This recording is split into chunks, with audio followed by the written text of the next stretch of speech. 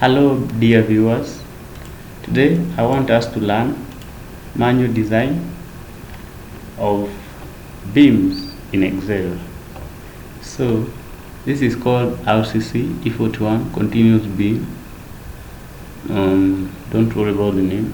So you can see the way the layout it looks like. And of course, I've been teaching other softwares like Staad Pro in this very channel. However, my final advice to my viewer is we are learning these softwares. However, these softwares were not created by God, they are created by people. So don't let artificial intelligence control you. You must be the one who controls artificial intelligence. What I mean is that, in simple words, you must learn to do manual, right? As far as artificial intelligence will help you easy your workload, you must learn to do manual, because if you depend on artificial intelligence so much, it can make you obsolete or can make you whatever the name we call it. So that's why I think it is important for me to share this video on manual design in Excel and why I think it is important. So guys, let's begin. First of all, you can see there is security here, so I will enable content. Okay, so I will check if I can run macros, but I have not designed yet, so I'm just checking if I have permissions. Or I have permissions. Okay, so I want to design this beam.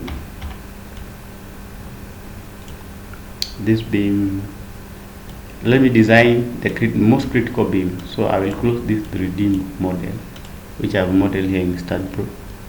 So I go to select my beam cursor. Then I just view selected object. Then I just go to. Then I will go to that view. Then I select this. Then no, I just want to select those. Only those. Okay.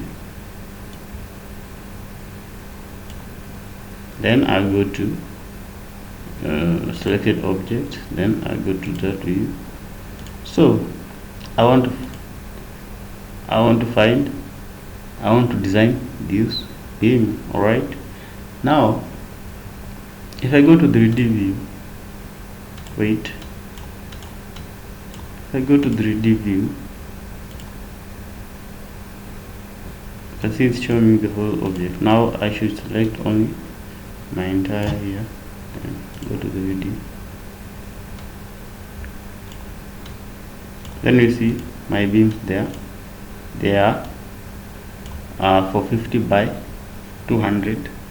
And now if I check my node to node distance, go to utilities, node to node distance. I want to find node to node distance here to here, here to here, and I want to find that distance.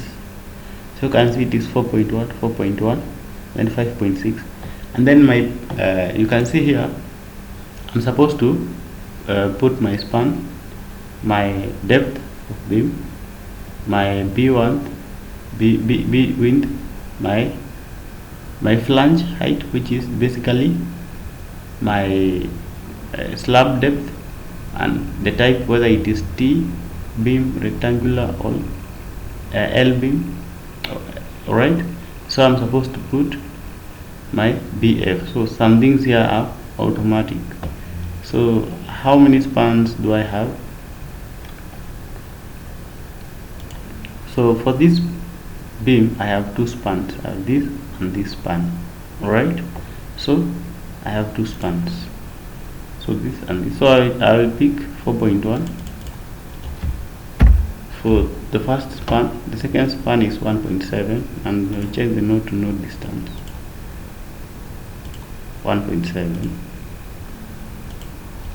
1.7.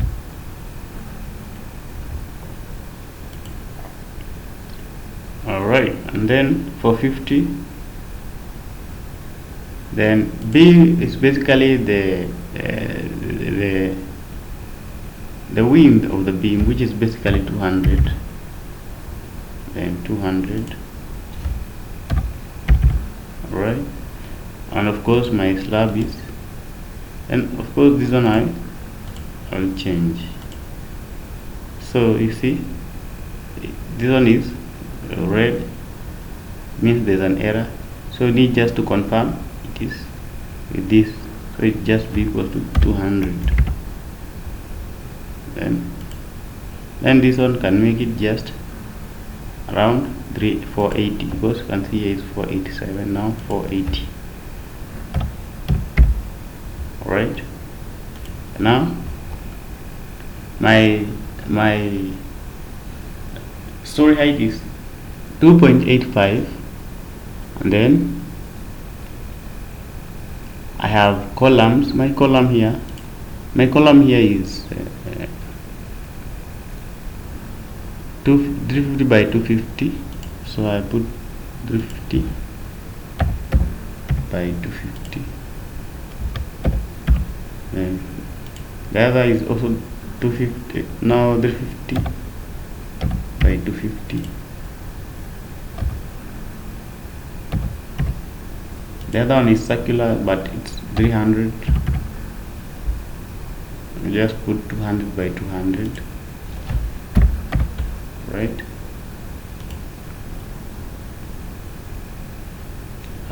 Top and below the same thing, so 350, 350, 200, and this one is 250, 250, and then now we are done there.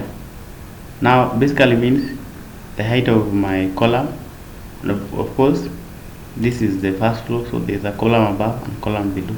That's exactly what is trying to request the data of column below and above, right? So for my UDL, if I click this beam, and maybe even this, maybe let us use this, because this beam does not have a wall. Let us use this beam which has a wall. So I just go select beam cursor. So this beam loading, there is a wall 9.6 kilonewtons. So this is 9.6 UDL of 9.6. Then here is 0. There's a plate which is, if we check my plate load is around, this is uniform, my plate load is 0.75, which is the basically the unit weight of slab, and then plus 1 for finishes, so 4.75.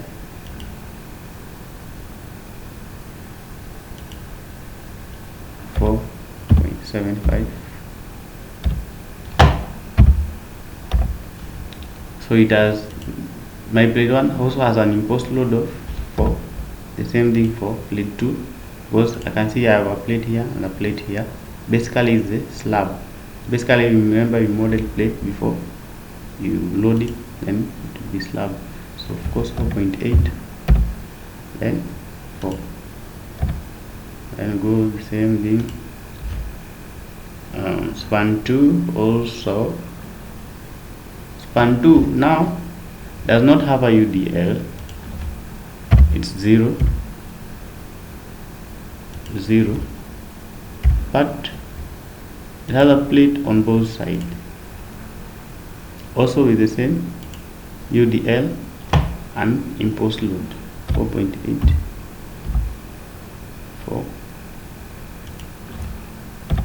4.8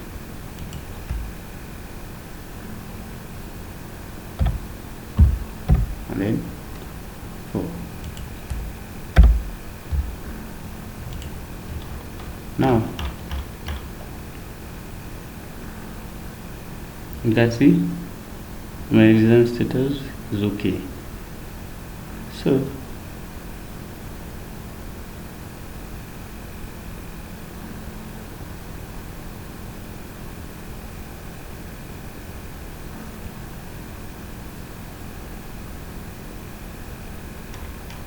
you can go to actions and see.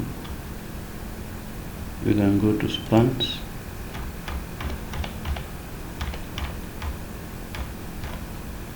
You see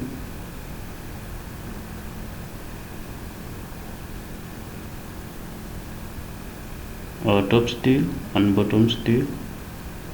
So bottom steel we need 2 by 20 in the left, 2 by 20 the right, and 2 by 60 in the right.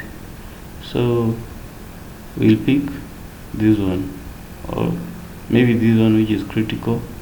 Then on the top steel we need 2 T16, so we'll pick 2 T16. So we need 2 T16 and bottom 2 T20. And maybe if we change this, we cannot change that, it is locked.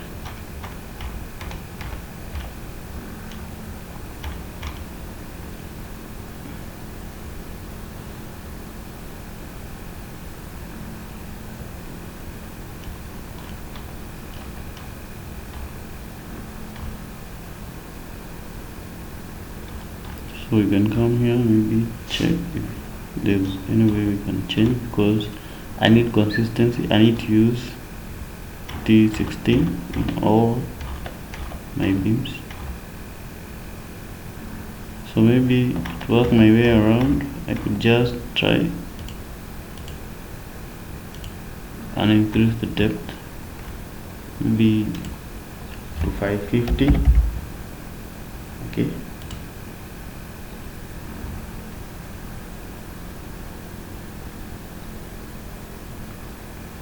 And then check my spans.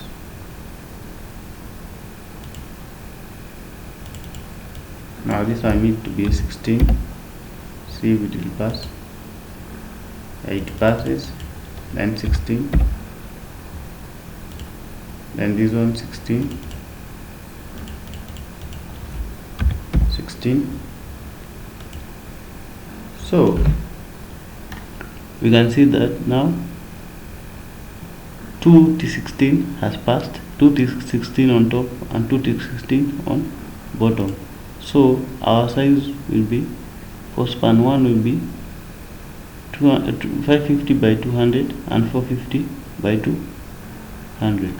So that's how we do it manually. So guys, remember what I told you. Don't let artificial intelligence control you. You control artificial intelligence. Thanks. See you in another episode.